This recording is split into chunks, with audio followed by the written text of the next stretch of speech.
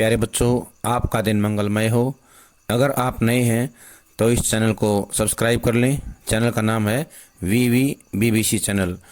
आज हम करेंगे विभिन्न माध्यमों के लिए लेखन पाठ का अगला पाठ, जिसमें इंटरनेट के बारे में हम पढ़ेंगे। इससे पहले हमने पढ़ा है प्रिंट माध्यम के बारे में, जैसे अखबार हैं, किताबें हैं, पत्रिकाएं हैं। उसके बाद हमने रेडियो के बारे में पढ़ा है और उसके बाद हमने टेलीविजन के बारे में पढ़ा है। तो अब हम पढ़ेंगे इस वीडियो में इंटरनेट के बारे में। इसके बारे में सभी जानते हैं, सभी को पता है इंटरनेट होता क्या है। इंटरनेट पत्रकारिता, ऑनलाइन पत्रकारिता, साइबर पत्रकारिता या वेब पत्रकारिता के नाम से जानी जाती है। इसे आप कुछ भी कह लीजिए, आप इसे चाहे जो कहीं, नई पीढ़ी के लिए अब यह एक आदत सी बनती जा रही है। यानी कि एक आदत हो गई है लोगों की इंटरनेट का इस्तेमाल करना। जो लोग इंटरनेट के अभ्यस्त यानी कि आदी हैं या जिन्हें 24 घंटे इंटरनेट की सुविधा उपलब्ध है, उन्हें अब कागज पर छपे हुए अखबार उतने ताजे और मन भावन नहीं लगते। उन्हें हर घंटे 2 घंटे में खुद को अपडेट करने की लत लगती जा रही है। भारत में कंप्यूटर साक्षरता की दर बहुत तेजी से बढ़ रही है। पर्सनल कंप्यूटर इस्तेमाल करने वालों की संख्या में लगातार इजाफा होता है, बढ़ोतरी होना, इजाफा हो रहा है। हर साल करीब 50 से 55% की रफ्तार से इंटरनेट कनेक्शनों की संख्या बढ़ रही है।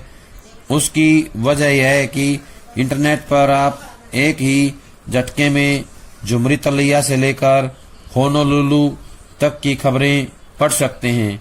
यानी कि एक ही पल में बहुत दूर दूर तक की खबरें हम पढ़ सकते हैं। दुनिया भर की चर्चाओं परिचर्चाओं में शरीक हो सकते हैं। शरीक होना होता है भाग लेना, भाग ले सकते हैं और अखबारों की पुरानी फाइलें खंगाल सकते हैं, ढूंढ सकते हैं। सबसे पहले यह स्पष्ट कर देना जरूरी है कि इंटरनेट सिर्फ एक टूल यानी औजार है ये, जिसे आप सूचना, मनोरंजन, ज्ञान और व्यक्तिगत तथा सार्वजनिक संवादों के आदान प्रदान के लिए इस्तेमाल कर सकते हैं। लेकिन इंटरनेट जहां सूचनाओं के आदान प्रदान का बेहतरीन औजार है, वहीं वह अश्लीलता, दुष्प्रचार और गंदगी फैलाने का भी एक जरिया है। इंटरनेट पर पत्रकारिता के भी 2 रूप हैं। पहला तो इंटरनेट का एक माध्यम और औजार के तौर पर इस्तेमाल, यानी खबरों के संप्रेषण के लिए इंटरनेट का उपयोग, यानी खबरें भेजने का काम जो है किया जाता है। दूसरा, रिपोर्टर अपनी खबर को एक जगह से दूसरी जगह तक ईमेल के जरिए भेजने और समाचारों के संकलन, खबरों के सत्यापन और पुष्टिकरण में भी उसका इस्तेमाल करता है।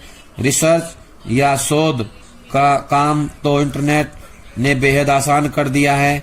टेलीविजन या अन्य समाचार माध्यमों में खबरों के बैकग्राउंड तैयार करने या किसी खबर की पृष्ठभूमि तत्काल जानने के लिए, जहां पहले ढेर सारी अखबारी कतरनों यानी अखबारों को ढूंढना पड़ता था, कतरनों की फाइलों को ढूंढना पड़ता था, वहीं आज चंद मिनटों में इंटरनेट विश्वव्यापी संजाल के भीतर से कोई भी बैकग्राउंड या पृष्ठभूमि खोजी जा सकती है। एक जमाना था जब टेलीप्रिंटर पर 1 मिनट में 80 शब्द एक जगह से दूसरी जगह भेजे जा सकते थे। आज स्थिति यह है कि 1 सेकंड में 56 किलोबाइट यानी 70,000 शब्द भेजे जा सकते हैं। यहाँ पर याद रखना है कि टेलीप्रिंटर से कितने शब्द भेज सकते थे? 80। कितने? टेलीप्रिंटर से 80 शब्द भेज सकते थे। लेकिन अब क्या करते हैं? ईमेल के द्वारा 56 किलोबाइट यानी 70,000 शब्द भेजे जा सकते हैं। 56 किलोबाइट यानी 70,000 शब्दों को भेज सकते हैं। के लिए एक वेबसाइट का पेज है। जैसे ही हम कंप्यूटर पे जाएंगे, इंटरनेट ऑन करेंगे तो यहाँ पे HTTP लिखा होता है। https://edu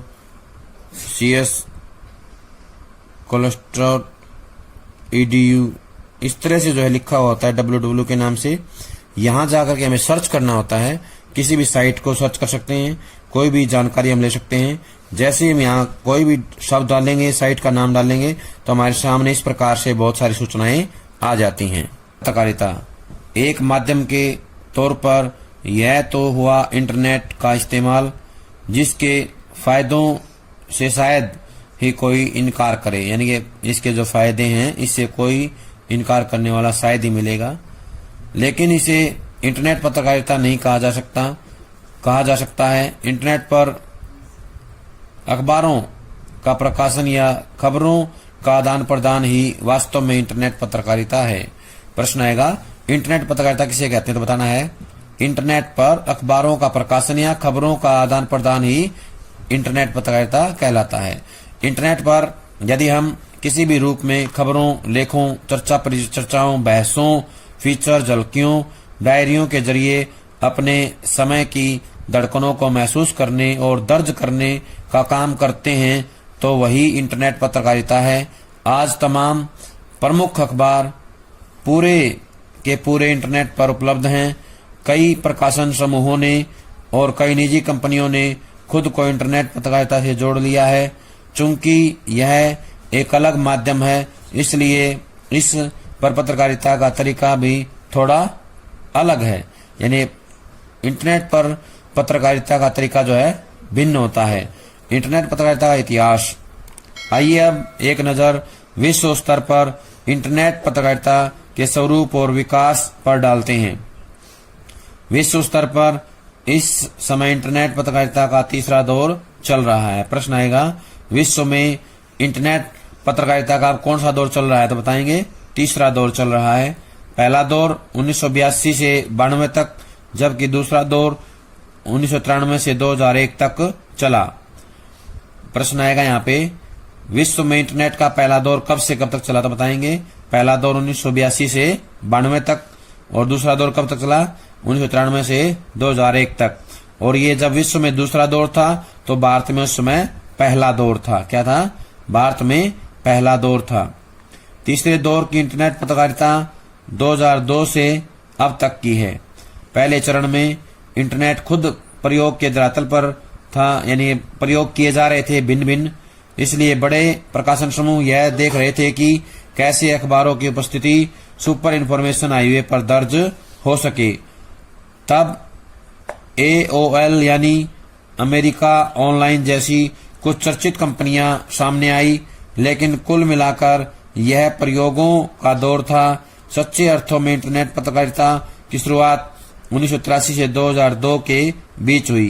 प्रश्न आएगा यहाँ पे सच्चे अर्थों में इंटरनेट पत्रकारिता कब शुरू हुई? 1983 से 2002 के बीच। इस दौर में तकनीक के स्तर पर भी इंटरनेट का जबरदस्त विकास हुआ। नई वेब भाषा HTML आई। HTML का पूरा नाम है hyper text markup language. Hyper text markup language. प्रश्न आएगा HTML क्या है, तो बताना है नई वेब भाषा। क्या है? नई वेब भाषा। इंटरनेट ईमेल आया। इंटरनेट एक्सप्लोरर और नेटस्केप नाम के ब्राउजर, यह वह औजार जिसके जरिए विश्वव्यापी जाल में गोते लगाए जा सकते हैं, आए। इन्होंने इंटरनेट को और भी सुविधा संपन्न और तेज रफ्तार बना दिया। इस दौर में लगभग सभी बड़े अखबार और टेलीविजन समूह विश्व जाल में आए। New York times, Washington post, CNN, BBC सहित तमाम बड़े घरानों ने अपने प्रकाशनों प्रसारणों के इंटरनेट संस्करण निकाले। दुनिया भर में इस बीच इंटरनेट का काफी विस्तार हुआ। यूं मीडिया के नाम पर .com कंपनियों का उफान आया। न्यू मीडिया होता है इंटरनेट पर पाया जाने वाला मीडिया। न्यू मीडिया के नाम पर .com कंपनियों का उफान आया, जिसे देखो वही इंटरनेट और .com की बातें कर रहा था। लोग रातों रात अमीर बनने का ख्वाब देखने लगे, इसलिए जितनी तेजी के साथ यह उफान आया था उतनी तेजी के साथ उसका बुलबुला फूटा भी, यानी कि उतनी तेजी से इसका पतन भी शुरू हो गया। सन 1996 से 2002 के बीच अकेले अमेरिका में ही 5 लाख लोगों को .com की नौकरियों से हाथ धोना पड़ा। अब यहाँ प्रश्न आएगा अमेरिका में कितने लोग जो नौकरियों से हाथ धो बैठे? 5 लाख। कितने आएगा? 5 लाख लोग। कब? 1996 से 2002 के बीच। कब? 1996 से 2002 के बीच जो है हाथ धो बैठे। विषय सामग्री और पर्याप्त आर्थिक आधार के अभाव में ज्यादातर .com कंपनियां बंद हो गई। लेकिन यह भी सही है कि बड़े प्रकाशन समूहों ने इस दौर में भी खुद को किसी तरह जमाए रखा। लेकिन चूंकि जनसंचार के क्षेत्र में सक्रिय लोग यह जानते थे कि और चाहे जो हो, सूचनाओं के आदान प्रदान के माध्यम के तौर पर इंटरनेट का कोई जवाब नहीं, यानी कि इंटरनेट का कोई मुकाबला नहीं है। इसलिए इसकी प्रासंगिकता हमेशा बनी रहेगी, यानी कि इसका जो महत्व है वो बना रहेगा। इसलिए कहा जा सकता है या कहा जा रहा है कि इंटरनेट पत्रकारिता का 2002 से शुरू हुआ तीसरा दौर सच्चे अर्थों में टिकाऊ हो सकता है, यानी कि जो 2002 में शुरू हुआ था वो टिकाऊ दौर कहला सकता है। भारत में इंटरनेट पत्रकारिता, ये तो हमने पढ़ा विश्व के बारे में, अब हम पढ़ेंगे भारत में इंटरनेट कब आया। भारत में इंटरनेट पत्रकारिता का अभी दूसरा दौर चल रहा है। भारत के लिए पहला दौर 1993 से शुरू हुआ माना जा सकता है, जबकि दूसरा दौर 2003 से शुरू हुआ। अब यहाँ पे याद रखना है प्रश्न, पहला प्रश्न ये आएगा कि भारत में इंटरनेट का पहला दौर कब आया, तो बताना 1993 से शुरू हुआ। कब हुआ? 93 से। प्रश्न आएगा दूसरा दौर कब हुआ? 2003 से। पहले दौर में हमारे यहाँ भी प्रयोग हुए, .com का तूफान आया और बुलबुले की तरह फूट गया। अंततः वही टिके रहे या रह पाए जो मीडिया उद्योग में पहले से ही टिके हुए थे। आज पत्रकारिता की दृष्टि से Times of India, Hindustan Times, Indian Express, Hindu Tribune, Statesman, Pioneer, NDTV, IBN, Zee News, Aaj Tak और आउटलुक की साइटें ही बेहतर हैं। इंडिया टुडे जैसी कुछ साइटें भुगतान के बाद ही देखी जा सकती हैं। जो साइटें नियमित अपडेट होती हैं उनमें Hindu, times of India, outlook, Indian express, NDTV, आज तक और जी न्यूज प्रमुख हैं। लेकिन भारत में सच्चे अर्थों में यदि कोई वेब पत्रकारिता कर रहा है तो वह rediff.com, इंडिया इन्फोलाइन व सीफी जैसी कुछ सी साइटें हैं। रिडिफ को भारत की पहली साइट कहा जा सकता है जो कुछ गंभीरता के साथ इंटरनेट पत्रकारिता कर रही है। वेबसाइट पर विशुद्ध पत्रकारिता करने का श्रेय तहलका.com को जाता है। कुछ प्रश्न बनते हैं। पहला तो यही बनेगा, भारत में सच्चे अर्थों में काम करने वाली साइटों के नाम बताइए, या कौन कौन सी हैं। तो बताएंगे rediff.com, इंडिया इन्फोलाइन व सीफी, ये साइटें क्या है? सच्चे अर्थों में काम कर रही हैं, वेब पत्रकारिता काम कर रही हैं। अगला प्रश्न आएगा, भारत की पहली साइट किसे कहा गया है? तो बताना रिडिफ को। किसको कहा गया है? रिडिफ को। या प्रश्न आएगा, भारत में गंभीरता से काम करने वाली पत्रकारिता कौन सी की जो साइट है वो कौन सी है? रिडिफ। भारत में इंटरनेट पत्रकारिता करने वाली सबसे गंभीर पत्रकारिता वाली जो साइट है वो कौन सी है? रिडिफ। अगला प्रश्न आएगा, वह वेबसाइट जो विशुद्ध पत्रकारिता का काम करती है वो कौन सी है? तहलका.com। कौन सी है? तहलका। तहलका.com विशुद्ध पत्रकारिता के लिए जानी जाती है। किसके लिए? विशुद्ध पत्रकारिता के लिए जानी जाती है। और रिडिफ क्या है? भारत की पहली साइट है जो गंभीरता के साथ इंटरनेट पत्रकारिता का काम कर रही है। अगला है हिंदी नेट संसार। अब हिंदी की बात करें, हिंदी में नेट पत्रकारिता वेब दुनिया से शुरू हुई। प्रश्न आएगा, हिंदी में नेट पत्रकारिता कब शुरू हुई? वेब दुनिया से। कब हुई? हिंदी में नेट पत्रकारिता वेब दुनिया से शुरू हुई मानते हैं। इंदौर के नई दुनिया समूह से शुरू हुआ यह पोर्टल हिंदी के संपूर्ण पोर्टल के रूप में जाना जाता है। यानी कि जो इंदौर की नई दुनिया समूह से शुरू हुआ था ये पोर्टल हिंदी का संपूर्ण पोर्टल है। क्या है? हिंदी का संपूर्ण पोर्टल है। इसके साथ ही हिंदी के अखबारों ने भी विश्व जाल में अपनी स्थिति या उपस्थिति दर्ज करानी शुरू की। जागरण, अमर उजाला, नई दुनिया, हिंदुस्तान, भास्कर, राजस्थान पत्रिका, नवभारत टाइम्स, प्रभात खबर व राष्ट्रीय सहारा के वेब संस्करण शुरू हुए। प्रभात साक्षी नाम से शुरू हुआ अखबार प्रिंट रूप में न होकर सिर्फ इंटरनेट पर ही उपलब्ध है। प्रश्न आएगा, इंटरनेट पर मिलने वाले अखबार का नाम बताइए। बताना है प्रभात साक्षी। कौन सा है? प्रभात साक्षी एक ऐसा अखबार है जो केवल इंटरनेट पर ही मिलता है। आज पत्रकारिता के लिहाज से हिंदी की सर्वश्रेष्ठ साइट बीबीसी है। क्या है? हिंदी की सर्वश्रेष्ठ साइट बीबीसी है। यही एक साइट है जो इंटरनेट के मानदंडों के हिसाब से चल रही है। वेब दुनिया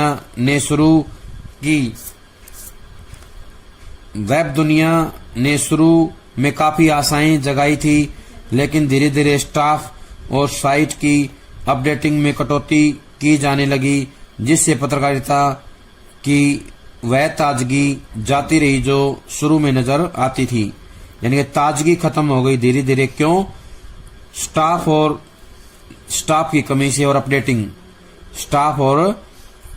अपडेटिंग की कटौती में जो है या कटौती की जाने से जो है क्या हो गया, इसमें ताजगी खत्म हो गई। क्या हो गई? ताजगी जो है समाप्त धीरे धीरे होने लगी।